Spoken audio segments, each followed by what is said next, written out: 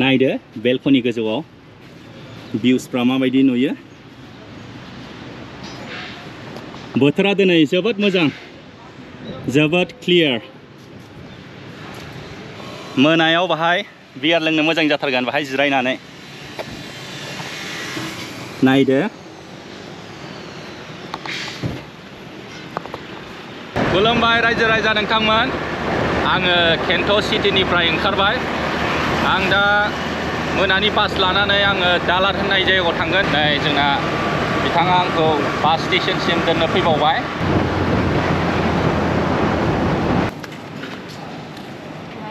How much is the ticket price?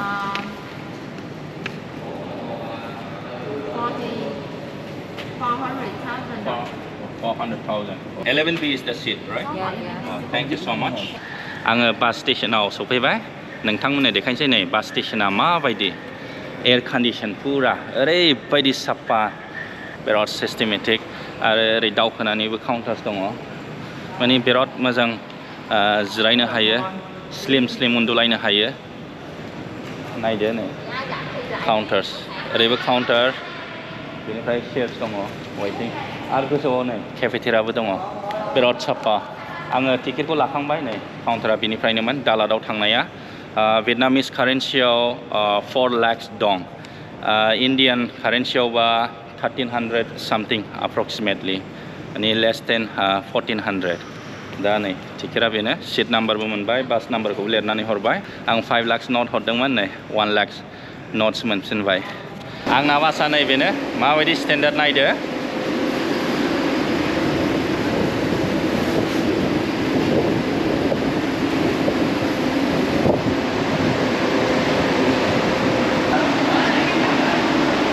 गारियाव जुथा सोनो मोना जुथाखौ खुलिनानै प्लास्टिकआव सोनानै खाथेनांगौ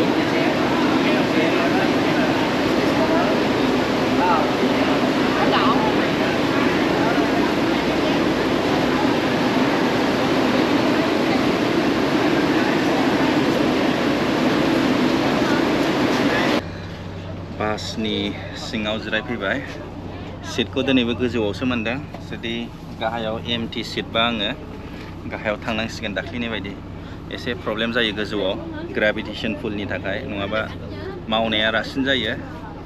सीटआ कम्फर्टेबलानो होनबाबो माने एसे प्रब्लेम जायो बेखौ माने फोजौलाय फाहायलाय खालामनो हायो नैबेनि बेखौ एडजास्ट खालामनो हायो मोनाबो जाबाय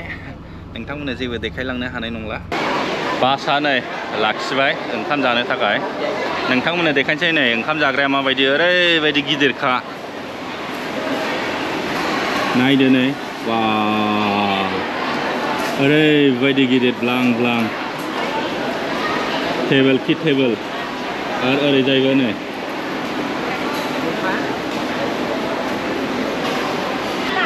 नुबाय दा ओरैबायदि साफा ओरैबायदि ब्लां आरो नै सिगाङाव फुख्रि दंबावोसो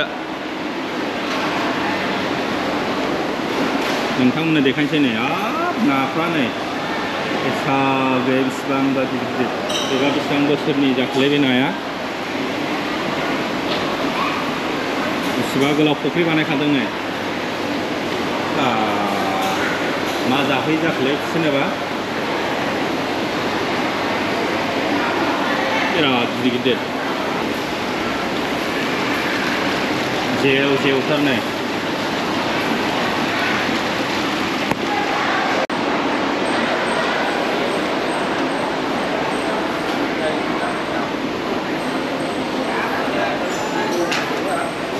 बासाव गाखोफिनसै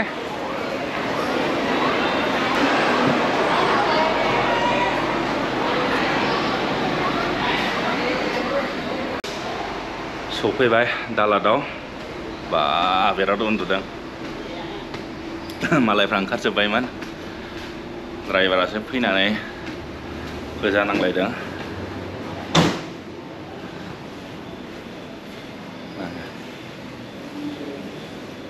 दसे जिरायथ'नांसिगोन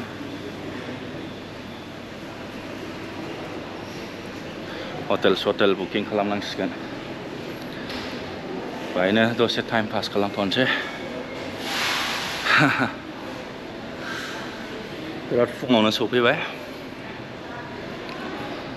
दालातनि बास स्टेशन नुवाखै बेसेबां स्टेन्डार्ड एयारपर्टफ्रानो हाखाया ओरैबायदि साफा मेन्टेनेन्स खालामो दासिमबो 5:57 ल' जादों आङो बास स्टेशनावनो जिरायगासिनो दङ आङो आंनि हटेलखौ बुक खालामबाय आङो हस्टेलखौ बुक खालामदों booking.com निफ्राय हरथामनि थाखाय आङो बुक खालामबाय हरथामनि थाखाय गासै थाखाखौ लादों भियेटनामिस कारेन्सियाव 2,10,000 इन्डियान मानियावबा बियो ₹704 बिराद दाम खम नंगौना नङा हरथामाव 704 रुपिसल' लादों हस्टेल स्टाफनाव आङो कल खालामदोंमोन आं दा चेक इन खालामनो हागोन नामा होननानै बुंदोंदि दा बेडआ खालि गैथ'वा दा फैनो हाथ'नाय नङा फैबाबो नोङो बेड मोनथ'नाय नङा होमबा थांनानै लाब गैया बिथाङा बुंदों माने 12थानि उनाव फै होननानै आं दा टाइम पास खालामसिगोन आङो जेब्ला GPS-आव नायदोंमोन मेपआव नायदोंमोन होमबा आङो गल्फ कर्स नुदों आरो बिराद गिदिर लेक नुदों आङो बेहायनो थाबायनानै थांसै आरो एसे टाइम पास खालामसै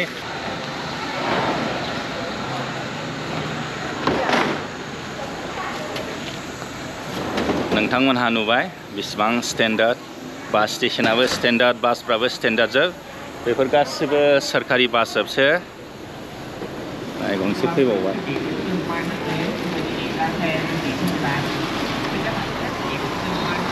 न' गिर्जाबो नुबाय नै केथलिकनि गिर्जा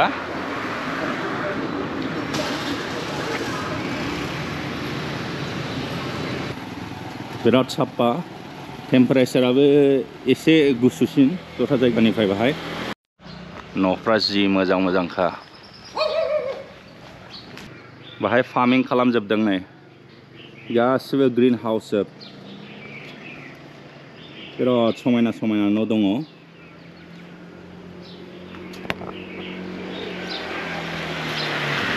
न'नि स्ट्राक्चारफ्रा एखे गोजाजोब गासिबो बांसिनानो ओरैबायदि साफा नुखायो समायना आमेरिकानि न'फोर बायदि नुयो इउरपनि बिराद स्टेन्डार्ड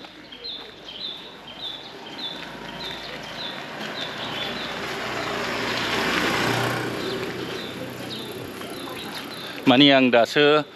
हमदांनो हाबाय जिनिसखौ दालादा हिल स्टेशनसो टेम्पारेचाराबो बिराद मोजां बिराद प्लेजेन्ट गोजांनाय मोन्दों गस्लाखौनो खुनांलायाखै नुवाखै दासिमबो आङो लेकआव सफैबाय नै जोबोद समायना मेपआव नायदोंमोन आं बेनिफ्राय बे लेकखौ नुदोंमोन GPS-आव नायनानै थाबायबोबाय आरो गल्फ कर्सबो दङ गल्फ गेलेग्रा बे खाथियावनो बिराद फुङावनो सफैदों आं 6थानि सिगां मानसिफ्रा जगिं खालामगासिनो दङ बेनिफ्राय वाकिंबो खालामगासिनो दङ नोंथांमोनहा नुखाबाय बेसेबां समायना ओरैबायदि साफा ओरैबायदि फ्रेश एयार भेरि रिलेक्सिं गरम मोनबाय आङो दा आंनि शार्टखौ खुनांबाय आङो 1 राउन्ड थाबायसिगोन मानो होनबा हस्टेलावथ' दानो हाबनो मोननाय नंखाया गोबांथार टुरिस्टफ्रा फैदों मा दंथाय बै जायगायाव नै बास थांनानै नायनांसिगोन नै गोबांथार मानसिफ्रा हनै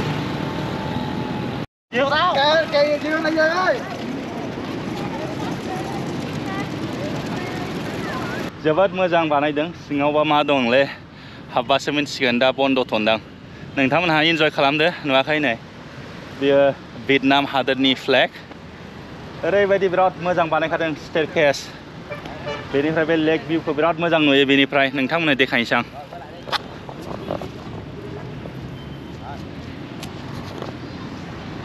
मानसिफ्रा फैनानै फट' लाफैयो बाहाय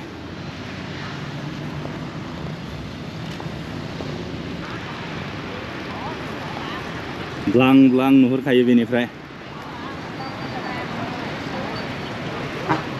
गल्फ कर्स बियो हरैथिंना लेक बारलाङोबा गल्फ कर्स मोनो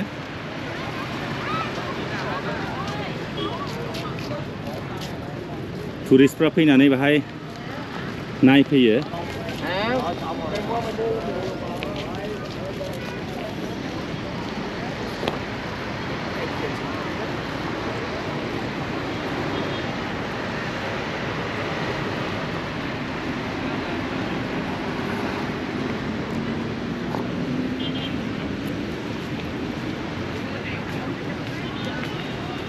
मा डिजाइननि बानायदोंथाय बैखौथ' रेस्टुरेन्ट बायदिसो मोनबाय आं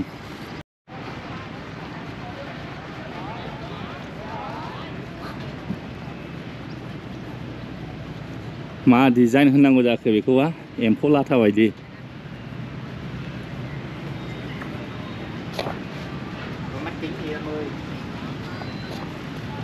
जानाय लोंनाय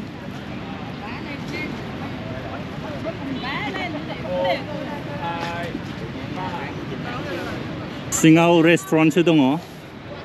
बेखौ माबायदि सेफ होननांगौ जाखो एम्फौ लाथा होननांगौ ना मा होननांगौ नुवाखै माबायदि बानायनानै टुरिस्टफोरखौ एट्राक्ट खालामदों माने बिराद इन'भेशन दं बिसोर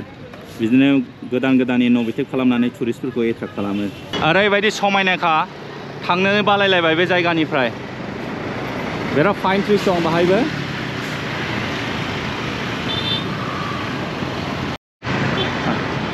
आङो पार्कआव 2 आवार्ससो जिरायबाय आङो हस्टेलाव कल खालामहरदोंमोन दा हस्टेलाव चेक इन खालामनो हागोन ना हाया होननानै खालामनो हासिगोन होननानै बुंहरबाय दा आङो थाबायलांगासिनो दं आंनि हस्टेलाव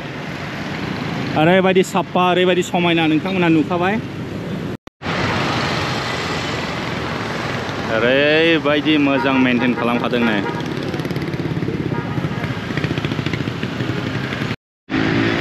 गोसोखौ ओरैबायदि साफा मोनखायो स्रां स्रां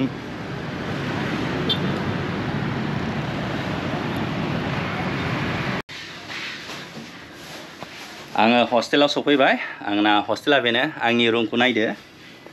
आंनि रुमा बे आङो हरथाम थागोन बाहाय डाबल डेकार आरो ओरै खोरखिनिफ्राय नायबा बिराद मोजां भिउस नुयो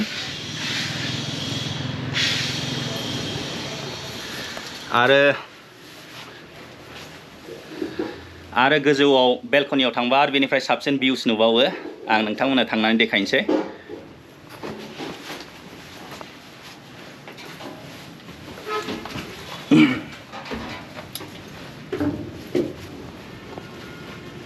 किचन दङ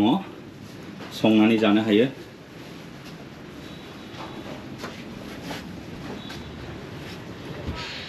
नायदो बेलकनि गोजौआव भिउसफ्रा माबायदि नुयो बोथोरा दिनै जोबोद मोजां जोबोद क्लियार मोनायाव बाहाय बियार लोंनो मोजां जाथारगोन बाहाय जिरायनानै नायदो